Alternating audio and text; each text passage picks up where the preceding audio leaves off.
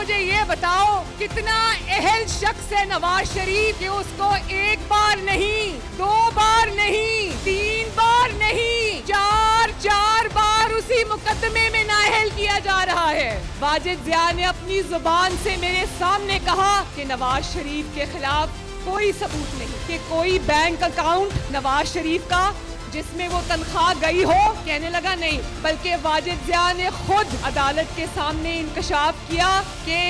40 नामालूम अफराद इस JIT के पीछे बैठकर नवाज शरीफ के खिलाफ झूठे इल्जामात की तहकीकात कर रहे थे। कौन थे वो 40 लोग? अब जो भी फैसला आए, चाहे मरियम नवाज शरीफ को, चाहे नवाज शरीफ को हथकड़ियां लगे, या नवाज शरीफ और मरियम नवाज शरीफ को जेल हो जाए, या नवाज शरीफ और मरियम नवाज को पकड़ के ले जाओ, मगर एक बात जिसका तुम्हारे पास कोई तोड़ नहीं है, वो बात ये है कि अवाम सच जान चुकी है। शरीफ के खिलाफ इलेक्शन में साजिश कर रहा है, वो सुन ले कि इंशाल्लाह अल्लाह ताला की मदद से और आपकी मदद से 2018 में नवाज शरीफ को,